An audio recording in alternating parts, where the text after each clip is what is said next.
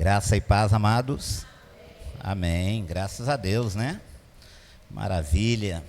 O privilégio que o Senhor nos concede de estarmos aqui para adorar ao Senhor. Às vezes eu fico me perguntando por que Deus nos escolhe, né?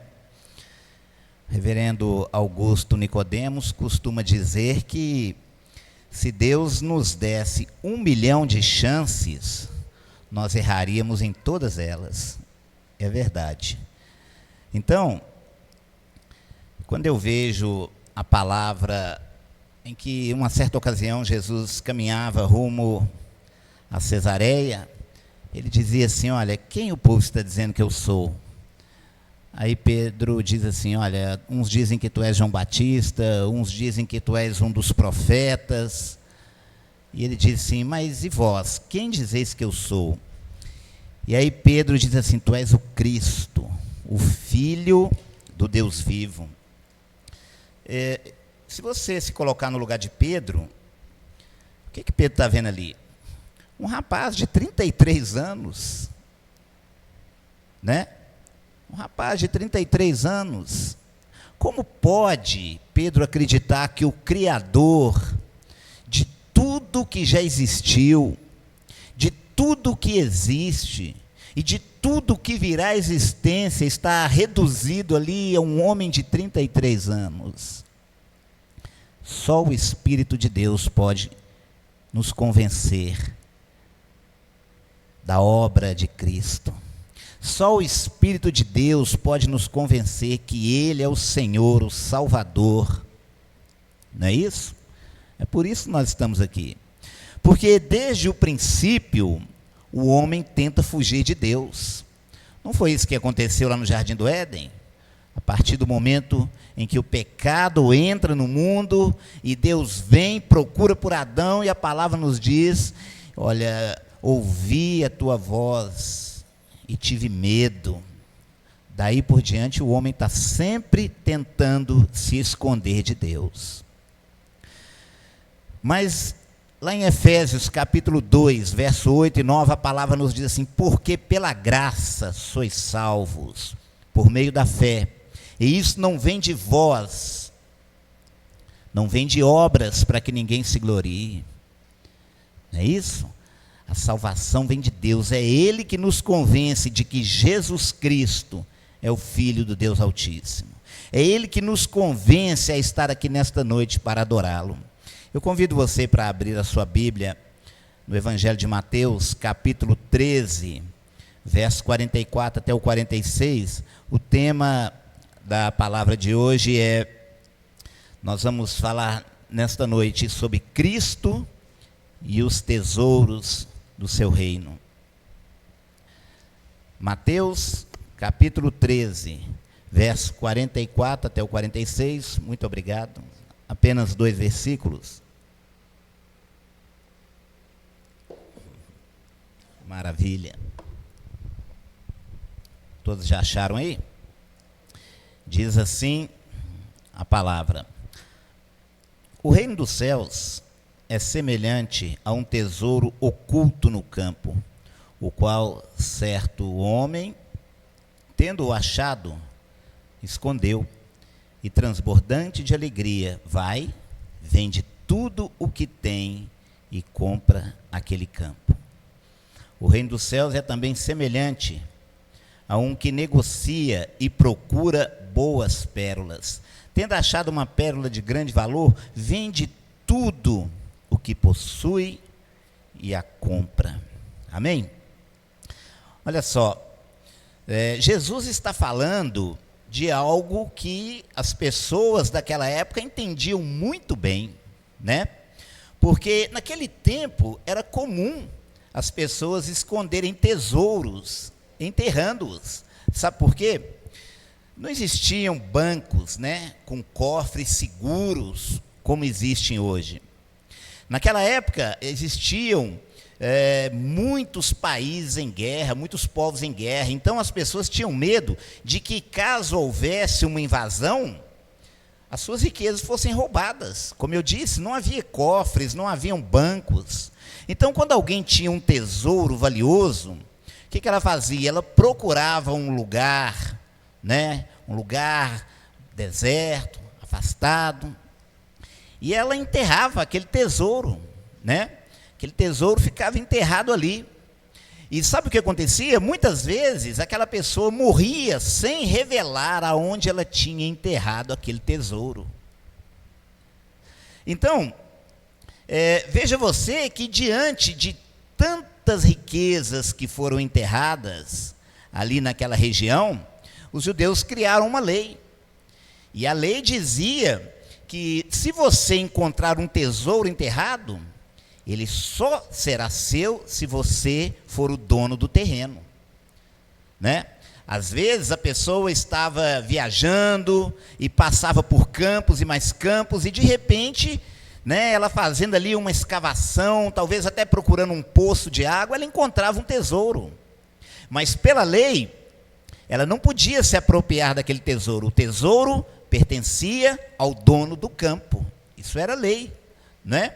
Então, veja bem que Jesus está contando uma história de algo que as pessoas entendem bem. Olha só, o reino dos céus é semelhante a um tesouro oculto no campo, o qual certo homem, tendo achado, o escondeu, e transbordante de alegria, vai, vende tudo o que tem e compra aquele campo. Sabe por quê? Porque se ele tira o tesouro e leva com ele o tesouro, ele poderia pagar até com a própria vida, era roubo. Mas quando ele encontra o tesouro em algum terreno, o que ele faz? Ele coloca exatamente no mesmo lugar. Ele volta à terra ali, ele deixa do jeitinho que estava ali, e aí ele se alegra. Tem uma riqueza muito grande ali, eu preciso tomar posse dela. Mas o que fazer para tomar posse? Ele vai vender tudo que tem. Se ele é proprietário, né, de rebanhos, ele vai vender os seus rebanhos. Se ele tem campos, ele vai vender os seus campos. Se ele tem casa, ele vai vender a sua casa. Ele vai vender tudo, ele vai procurar o proprietário daquele terreno e ele vai vender tudo que tem, porque ele precisa se apropriar daquele tesouro, não é? Então ele vai, vende tudo, compra o campo. Depois que o campo pertence a ele, depois que a escritura foi lavrada, depois que está no nome dele, aí o que ele faz? Aí sim, ele volta, desenterra aquele tesouro e declara que aquele tesouro pertence a ele, porque o campo é dele. É isso? Então, quando eu leio esse texto, eu vejo aqui algumas lições que o mestre deseja nos passar, não é? O reino dos céus, Jesus está ensinando para aquelas pessoas numa linguagem que eles entendiam bem. O reino dos céus é semelhante a um tesouro oculto no campo. Então, nós temos aqui alguns elementos dessa parábola. Primeiro ele está falando do campo. O campo representa esse mundo que nós estamos vivendo, né? Porque esse mundo que nós estamos vivendo, embora esteja contaminado pelo pecado, existe aqui um tesouro precioso, escondido. Mas a verdade é que são poucos os que o encontram. Quando você olha esse mundo que só se distancia de Deus, esse mundo que está cada vez mais longe de Deus, mas tem um tesouro aqui. Tem um tesouro oculto aqui, mas poucas pessoas estão encontrando este tesouro. Não é isso? Quando você vê, né, eventos que não tem nada de Deus e lotam estádios, né? Quando você vê eventos que não tem nada a ver com as coisas que são do alto, lotam estádios. Mas quando são eventos que glorificam a Deus, quando são eventos para falar das verdades espirituais, muitas vezes vocês não vão ver tamanha multidão, porque é um tesouro que está escondido e nem todos conseguem encontrá-lo. Você percebe aqui, Jesus está falando que um homem encontrou o tesouro. São poucos que encontram este tesouro. Esse homem representa o pecador. O homem da parábola representa o pecador. O tesouro, o tesouro aqui simboliza Cristo e as riquezas do seu reino. Quais são as riquezas do reino de Cristo? Você várias vezes escuta falar que nós somos herdeiros do reino de Deus, não é isso? Mas o que nós estamos herdando? Se nós somos herdeiros, nós estamos herdando algo. Nós, na verdade, somos herdeiros destes tesouros do reino de Deus. Que tesouros são esses? Eu poderia citar aqui alguns. O perdão dos pecados, por exemplo. Eu poderia citar aqui também a salvação. E ainda que você seja rico, ainda que você tenha muitas posses, o seu dinheiro não poderia comprar nenhum dos dois. Nem o perdão dos pecados, nem a salvação. Eu poderia citar aqui também a comunhão com Deus. Eu poderia citar aqui a libertação. Eu poderia citar aqui a esperança. Poderia citar aqui a misericórdia. São muitos os tesouros do reino de Cristo. E você percebeu aqui, né?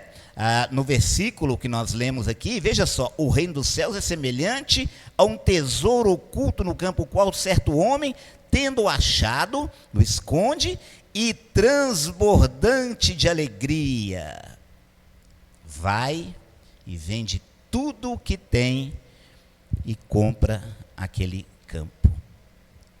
Irmãos, quando o pecador encontra Cristo e as riquezas do seu reino, ele se alegra tanto que todas as outras coisas perdem o seu valor.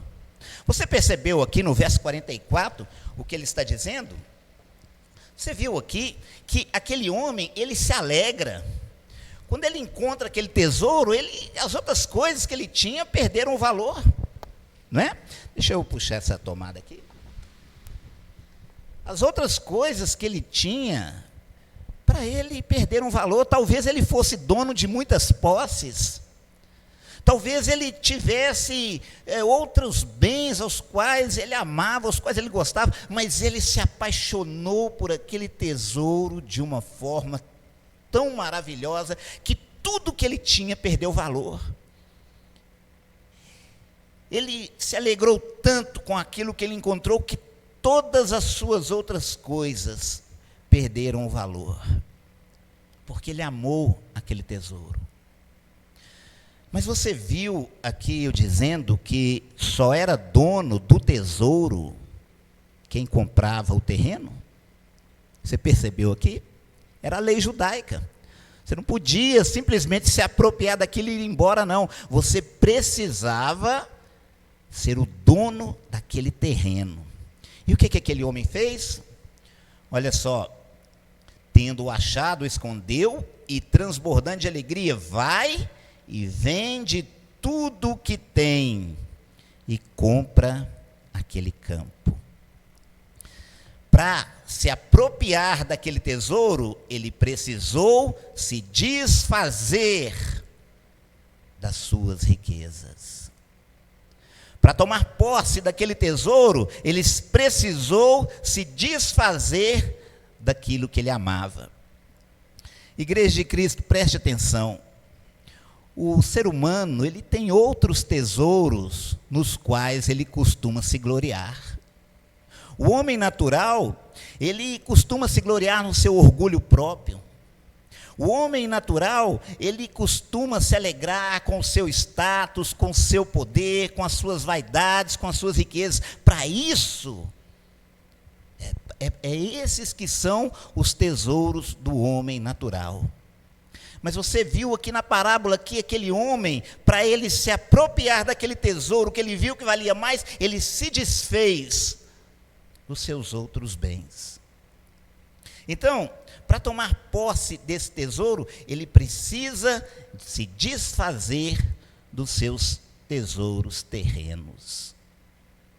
Ele se desfez de coisas que ele amava, porque ele amou muito mais aquele tesouro. Para nós nos apropriarmos de Cristo e dos tesouros do seu reino, muitas vezes nós vamos ter que nos desfazer de coisas que nós também amamos. Às vezes nós vamos ter que nos desfazermos das nossas vaidades. Às vezes nós vamos precisar nos livrarmos, do nosso orgulho próprio. Às vezes nós vamos precisar entender que sem Cristo nós nada podemos fazer. E isso pode ser difícil para muitas pessoas, porque às vezes o ser humano ele bate no peito e ele acha que não precisa de Deus. Eu já vi pessoas dizendo, mas eu não faço mal a ninguém, eu não prejudico ninguém, eu sou uma pessoa boa. Irmãos, a verdade, eu acabei de falar agora há pouco, porque pela graça sois salvos, por meio da fé, e isso não vem de vós, não vem de obras para que ninguém se glorie. Efésios 2, 8 e 9, é pela graça, não é pela nossa justiça, não é pela nossa bondade, Sabe que ao encontrar Cristo e as riquezas do seu reino, o homem se alegrou tanto, que ele pensou em se desfazer daquilo que para ele valia mais.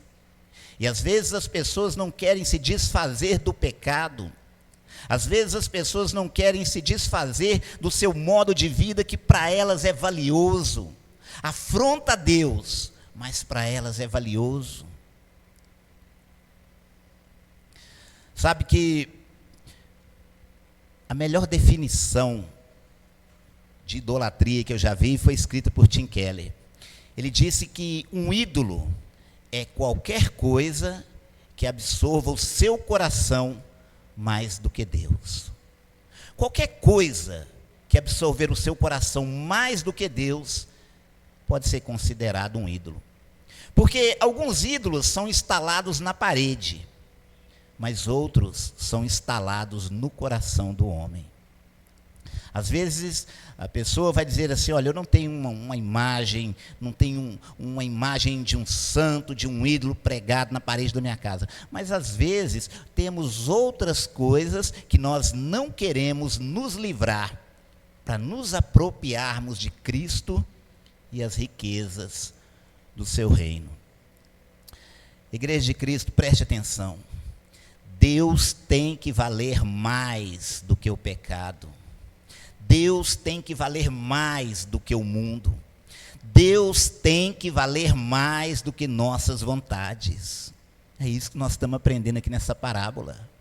O homem está atravessando um campo, encontra um tesouro, mas ele tem que comprar aquele campo para se apropriar daquele tesouro. Então ele volta, vende tudo que ele tem. Por quê? Porque ele amou mais aquele tesouro do que qualquer outra coisa.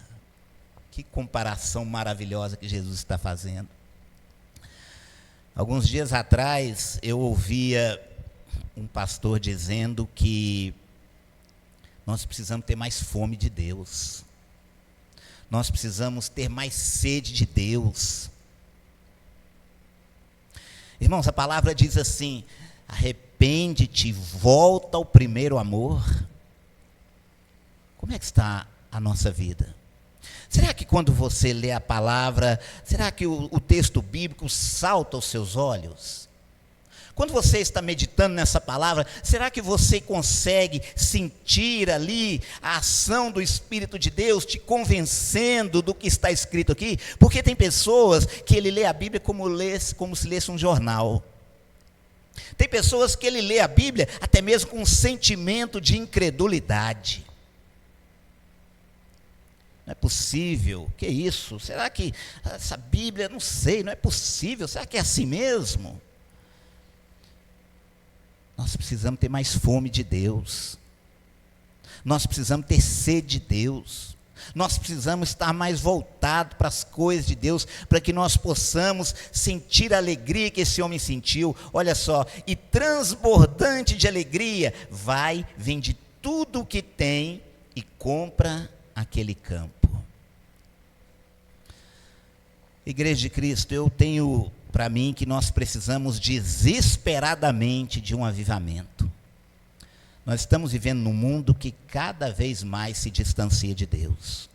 Nós estamos vivendo num mundo que as nossas crianças estão sendo ensinadas sobre coisas que desacreditam a palavra de Deus. Nós vivemos num mundo em que o ateísmo e as falsas religiões estão crescendo assustadoramente. E por incrível que pareça, até mesmo nos países onde começou a reforma, o ateísmo cresce, né? A ponto de o Brasil também tem que mandar missionários agora para a Europa, porque o ateísmo está tomando conta de países dos quais mandaram missionários aqui para trazer o evangelho para nós. Existem certos países da Europa que os templos estão sendo leiloados, sabe por quê? Porque o povo não quer ir para a igreja mais. O povo começa a acreditar que não precisa de Deus. E como as pessoas não vão ao templo, os templos estão sendo leiloados. Acabou aqui a alegria daquele homem que encontrou aquele tesouro e, transbordante de alegria, vai, vende tudo que tem e compra aquele campo. No Salmo 100 a palavra diz assim: servi ao Senhor com alegria.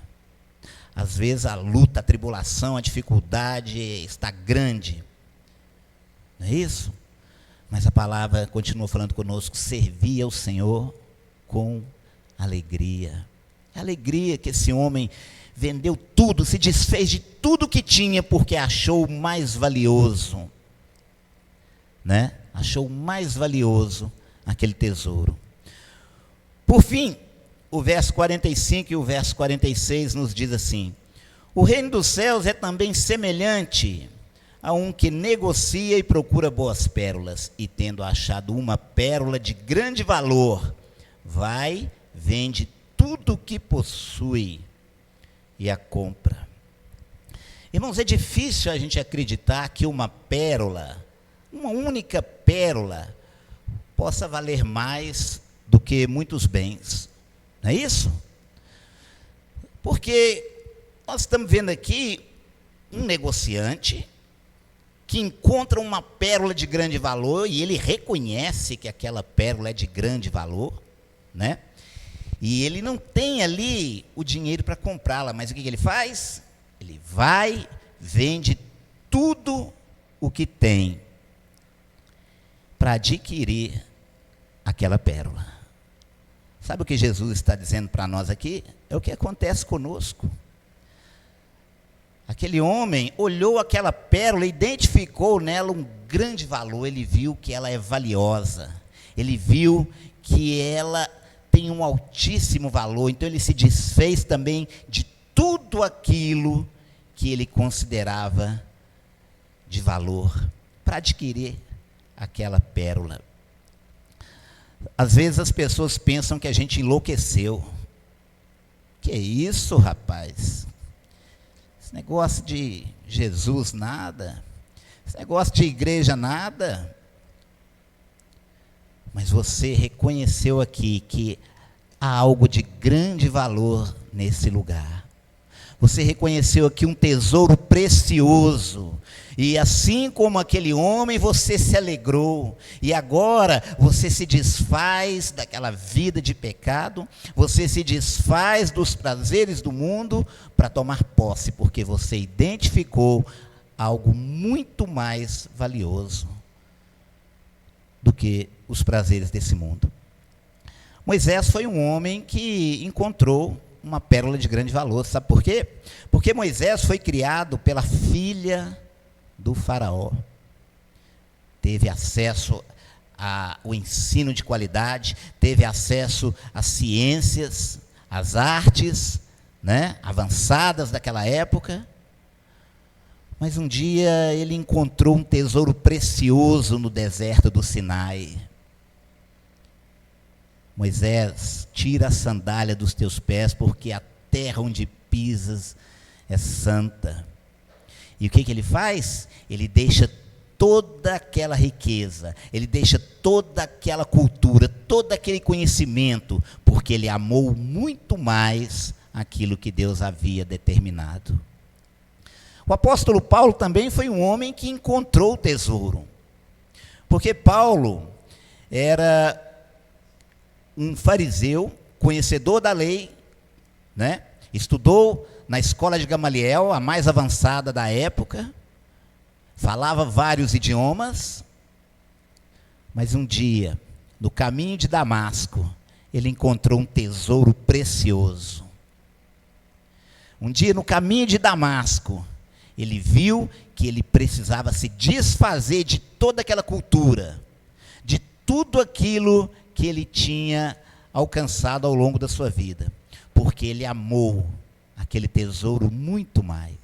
Ele percebeu que ali estava algo muito mais valioso. Então, Igreja de Cristo, eu quero finalizar essa palavra aqui, chamando aqui a sua atenção para esta parábola que Jesus contou. Ele está nos mostrando aqui que para nós termos acesso a esse tesouro, muitas vezes nós vamos ter que nos desfazermos de riquezas terrenas. Eu não estou falando que você terá que se desfazer dos seus bens materiais. Eu estou falando de que muitas vezes nós vamos ter que deixar o nosso próprio eu e estarmos mais sensíveis à vontade de Deus. Eu estou dizendo aqui que muitas vezes nós vamos ter que entender que Cristo e as riquezas do seu reino valem muito mais do que os tesouros desta vida. Aquilo que nós consideramos muito importante, aquilo que nós consideramos de alto valor para nós, muitas vezes nós vamos ter que fazer como aquele homem. Nós vamos ter que nos desfazer disso, para que nós possamos alcançar os tesouros do reino de Deus. Então, Igreja de Cristo, eu finalizo aqui esta palavra, chamando aqui a sua atenção para o momento em que nós vivemos, para um mundo que está cada vez mais distante de Deus, para que nós não sejamos contaminados, para que nós não sejamos contaminados aí pela falta de fé, para que nós não sejamos contaminados aí pela dúvida que assola o ser humano. Como eu disse, fome de Deus, fome da palavra, sede de Cristo, sede das coisas que são do alto. Amém, amados? Que Deus possa nos abençoar, que o Senhor possa trabalhar em nossos corações, aprender com esse homem, e vai e vende tudo o que tem e compra aquele campo, porque percebeu que ali valia muito mais do que todos os outros tesouros. Amém? Vamos orar agradecendo ao Senhor pela sua palavra. Pai eterno, em nome de Jesus, ó Pai, eu te dou graça pela sua santíssima palavra. Te dou graça, ó Deus, por esse momento que o Senhor nos concede aqui, ó Pai. Ó Deus, que maravilha é ver, ó Deus, o teu ensino. É ver, ó Pai, que aquilo que vale muito para nós, ó Pai, ainda não é nada diante dos tesouros do teu reino.